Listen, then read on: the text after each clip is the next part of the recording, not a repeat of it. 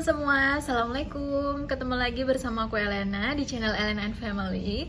Di video kali ini aku mau kasih tahu rahasia gimana caranya perutku langsung singset habis melahirkan, padahal aku masih menyusui secara eksklusif ya teman-teman. Oke, kalau gitu sebelum dimulai langsung aja subscribe biar nggak ketinggalan info-info menarik dari channel ini. Terima kasih.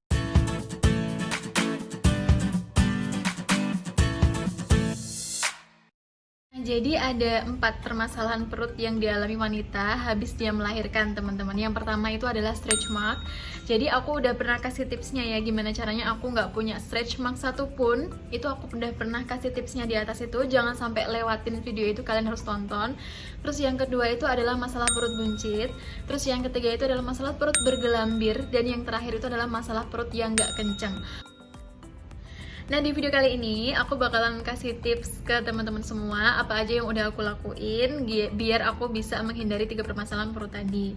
Nah, tapi ini tuh sama sekali nggak ada unsur-unsur dietnya. Jadi aku sangat nggak merekomendasikan ya kalian untuk pakai diet karena banyak juga kasus beberapa teman-teman yang dia bahkan sengaja diet itu waktu dia masih hamil. Jadi akhirnya sekarang anaknya kurang gizi kayak gitu kan. Itu sama sekali nggak boleh karena waktu kita habis melahirkan itu kita harus menyusui, dan menyusui itu butuh gizi banyak banget. Jadi aku pun nggak pakai diet selama aku hamil atau menyusui, dan alhamdulillah tetap bisa juga kok untuk perutnya jadi nggak buncit kayak. Tips yang pertama untuk menghilangkan perut buncit itu adalah kita pakai ramuan Jawa. Nah, ramuan Jawa ini dulu aku dikasih tahu sama Mbah Dukun, semacam dukun bayi gitu ya di rumah. Itu kita bisa pakai injet, terus ada minyak kayu putih sama jeruk nipis, kayak dicampur gitu, terus habis itu diolesin ke perut. Nah, itu nanti rasanya agak panas teman-teman, tapi nggak apa-apa, namanya kan perjuangan. Nanti kita bakalan lihat hasilnya ya.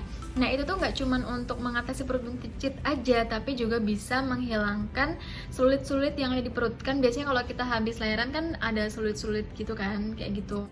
Dan ini dipakainya sering teman-teman. Jadi pagi kita sebelum pakai korset itu kita pakai itu dulu, terus nanti malam mau tidur kita pakein lagi. Terus kalau misalnya kita lagi ngelepas korset terus habis mandi atau gimana, pokoknya sering-sering deh dipakein, jangan sampai dalam 1 hari itu kita nggak ada pakai itu gitu.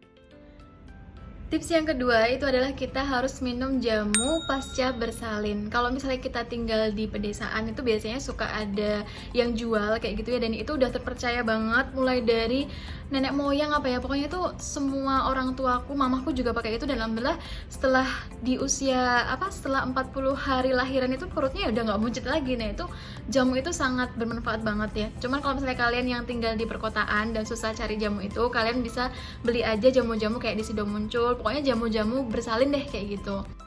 Tips yang ketiga itu adalah habis lahiran itu kita harus langsung pakai gurita atau korset. Jadi pas kita mau nyiapin peralatan untuk bersalin tuh, tas bersalin tuh harus ada yang namanya korset. Nah, waktu itu aku pakai korset, ada korset yang aku bakalan review ya di video selanjutnya.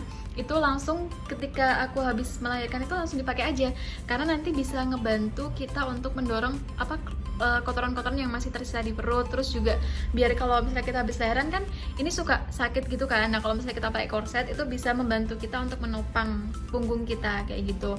Dan ini juga bisa ngebantu perut kita biar nanti pas kita udah nggak buncit lagi itu nggak bergelambir, karena banyak juga kan orang-orang yang emang perutnya udah nggak buncit tapi ternyata bergelambir. Nah, itu karena dia salahnya dia cuman diet aja tapi dia nggak pakai korset. Dan ini dipakainya harus 24 jam ya teman-teman. Jadi pagi itu kita cuman lepas saat mandi aja, terus sore juga kita cuman lepas saat mandi aja.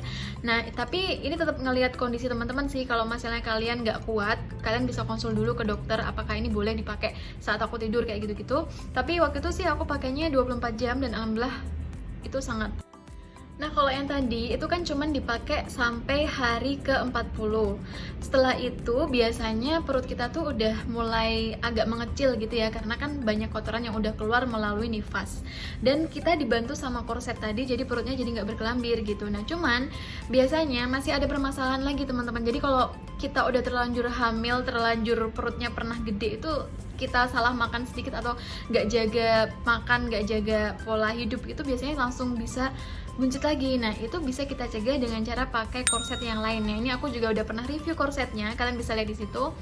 Ini harus kalian pakai tapi nggak harus 24 jam. Jadi misalnya pagi sampai sore aja kayak gitu. Tips selanjutnya itu jangan sama sekali pakai daster, karena kalau kita pakai daster itu nanti kita bakalan bikin excuse kalau ini nggak apa-apa lah, aku masih cantik kok, perutku juga nggak kelihatan kalau buncit. Padahal kalau misalnya kita lagi pakai kaos ketat, langsung kelihatan deh perutnya buncit gitu kan. Jadi jangan sampai ya teman-teman. Emang sih banyak orang yang lebih nggak apa deh aku pakai daster aja kan udah jadi ibu-ibu gitu kan, ya nggak masalah. Ini sih tergantung kalian ya. Tapi kalau menurut aku, dengan aku nggak pakai daster, aku pakai baju biasa, itu aku setiap lihat kaca itu aku jadi termotivasi untuk melakukan program pengecilan perut. Yang terakhir adalah olahraga. Jadi kita tuh bisa melakukan olahraga setelah 6 minggu pasca melahirkan kalau normal ya. Tapi nanti coba kalian tanya dulu ke dokter kalian kira-kira kapan kalian bisa mulai olahraga. Kalau dulu sih aku mulai dari bulan kedua setelah melahirkan kayak gitu. Nah, olahraganya ini itu kalian bisa aja kayak misalnya dari YouTube gitu kan, cara mengecilkan perut dari squat gitu. Misalnya cukup 10 menit aja setiap hari tapi rutin gitu. Karena dengan kita olahraga ini bisa membantu kita menghindari kemungkinan besar perut kita untuk buncit lagi atau untuk kendor gitu. Nah, selanjutnya kalau misalnya kita udah berhasil mengecilkan perut, jangan lengah ya teman-teman, karena kemarin aku sempat kejadian juga. Jadi kan aku udah ngerasa perutku udah bagus lagi kayak gitu, terus akhirnya aku nggak mau pakai korset dan aku nggak mau olahraga. Terus aku juga nggak menjaga pola makan, kayak misalnya aku tidur habis makan segala macam kayak gitu, akhirnya buncit lagi. Jadi kalau kita ya udah terlanjur pernah hamil sebagai wanita, itu perutnya tuh bakalan lebih elastis gitu loh teman-teman. Jadi kalau misalnya ada penumpukan lemak yang harusnya masuk ke bagian tubuh yang lain, itu biasanya langsung lari ke perut. Nah ini harus hati-hati teman-teman. Jadi kalau bisa kalian menjaga pola hidup termasuk olahraganya itu dipersering kayak gitu-gitu.